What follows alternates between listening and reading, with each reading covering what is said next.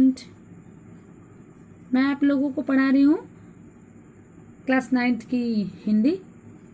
आज हम लोग पढ़ेंगे क्लास 9th की हिंदी गद्य का पांचवा चैप्टर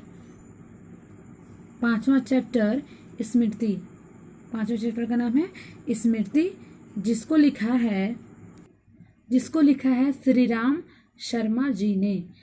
तो जो स्मृति चैप्टर है, शीर्षक है इनके द्वारा लिखा हुआ, इसको हम लोग पढ़ेंगे बाद में। पहले पढ़ लेते हैं इनका जीवन परिचय श्री राम शर्मा जी का। आइए देखते हैं क्या क्या लिखा हुआ है।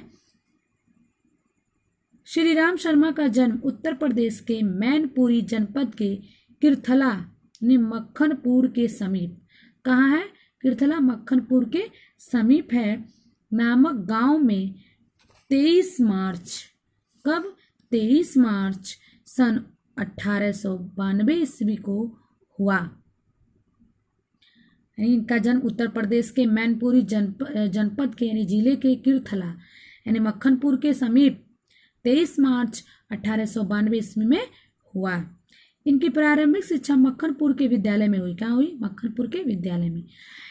इसके बाद इन्होंने इलाहाबाद विश्वविद्यालय से बीए की परीक्षा उत्तीर्ण की। यानी जब इनकी प्रारंभिक शिक्षा कंप्लीट हो गई तो इन्होंने इलाहाबाद विश्वविद्यालय से बीए की परीक्षा को पास किया। यह शिकार साहित्य के सर्वाधिक प्रसिद्ध लेखक हैं। किसके? शिकार साहित्य के। वास्तव में इनका लेखन इस दिशा में किया गया सर्वप्रथम किंतु सफल प्रयास है। यानी वास्तव में इनका लेखन इस दिशा में किया गया जो एक सफल प्रयास हुआ। पत्रकारिता के क्षेत्र में इनका महत्वपूर्ण स्थान है। इन्होंने विशाल भारत का कुशलतापूर्वक संपादन किया तथा साथ ही शिकार साहित्य और जीवनी स्मरण लेखन की विधाओं में उल्लेखनीय कार्य किया। यानी इन्होंने विशाल भारत का कुशलतापूर्वक संपादन किया, साथ ही शिकार साहित्य और जीवन स्मरण लेखन की विधाओं में भी काम किया है। आपने स्वतंत्रता आंदोलन में भी सक्रिय रूप से भाग लिया था। सच्चे देशभक्त और शिकार साहित्य के प्रणेता इस महापुरुष का सन 1967 ईस्वी में एक लंबी बीमारी के बाद स्वर्गवास हो गया। यानी ये एक लंबी बीमारी से ग्रसित हुए और 1967 ईस्वी में इनकी मृत्यु हो गई। सन 42 के स्मरण और सेवाग्राम की डायरी आत्मकथात्मक शैली में लिखी हुई इनकी प्रसिद्ध कृतियां हैं। कौन सी? सन 42 के स्मरण, सेवाग्राम की डायरी। राष्ट्रीय आंदोलन में सक्रिय भाग लेते रहने के कारण इन कृतियों में इनकी झलकियां अनायास आ गई, यानी अचानक ही आती रहती थी।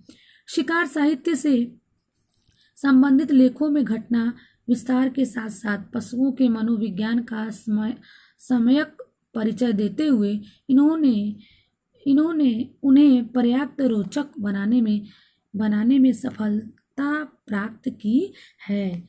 इन्होंने ज्ञानवर्धक एवं विचारोत्तेजक लेख भी लिखे हैं जो विभिन्न पत्र पत्रिकाओं में समय समय पर प्रकाशित होते रहे हैं। विचार को उत्तेजित करने वाले लेख, ज्ञान को बढ़ाने वाले। ठीक है।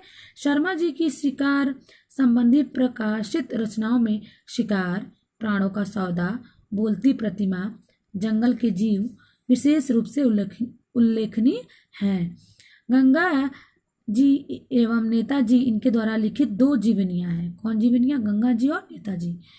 इसके अतिरिक्त विभिन्न पत्र पत्रिकाओं में छपने वाले फुटकर लेख भी इनकी साहित्य साधना के ही अंग हैं। किनके? श्री राम शर्मा जी की।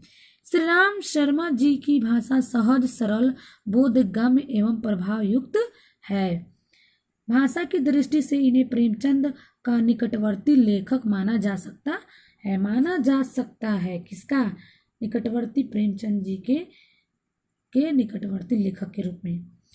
अपनी भाषा को सरल बनाने के लिए इन्होंने कौन सी भाषा का प्रयोग किया? उर्दू, संस्कृत और अंग्रेजी एवं लोक प्रचलित शब्दों का भी यथास्थान प्रयोग किया। यानी जहाँ जरूरत हुई वहाँ पर इसका प्रयोग किया। भाषा को व्यवहारिक और रोचक बनाने के लिए इन्होंने मुहावरों और कहावतों का भी प्रयोग किया है। मुहावरे और कहावतों का भी प्रयोग किया है इन्होंने। इनकी शैलीगत विशिष्टता सर्वथा निजी है। इनकी शैली के विभिन्न रूप हैं जो इस प्रकार है: चित्रात्मक, आत्मकथात्मक, वर्णनात्मक, विवेचनात्मक आदि। प्रस्तुत लेख इनकी शिकार पुस्तक से लिया गया है, यानी जो आगे पढ़ेंगे वो किससे लिया गया? शिकार से लिया गया। इसकी प्रायः सभी कहानियां रोमांचक एवं रोचक हैं। इसमें लेखक ने बचपन के दिनों की एक रोमांचकारी घटना का वर्णन किया है, जो आगे हम लोग पढ़ेंगे।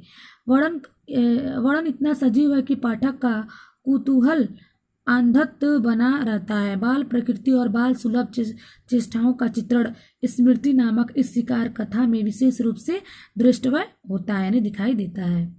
भाषा की रवानी से यह पाठक का ध्यान बरबस आकर्षित कर लेते हैं, यानी अपनी तरफ खींच लेते हैं। शर्मा जी ने स्मरण, जीवनी लेखन, आत्मलेखन और शिकार साहित्य के क्षेत्र में उल्लेखनीय कार्य किया है। शिकार साहित्य के क्षेत्र में इनके योगदान को हिंदी साहित्य जगत द्वारा कभी भी विस्मृत कर पाना कठिन होगा, यानी भुला पाना कठिन होगा, भुला देना कठिन होगा। जो आगे है वो स्मृति है। इसमें एक बहुत ही बाल प्रकृति और बाल सुलभ चेष्टाओं का चित्रण किया गया है, जिसको हम लोग अगले वीडियो में पढ़ेंगे। तब तक के आप लोग इसको दोहरा लीजिए। श्री राम शर्मा जी का जीवन परिचय। मिलते हैं आप लोगों से शीर्षक के साथ अगले वीडियो में, ठीक है? तब तक के लिए आप लोग इसको तैयार कर लीजिए। ओके।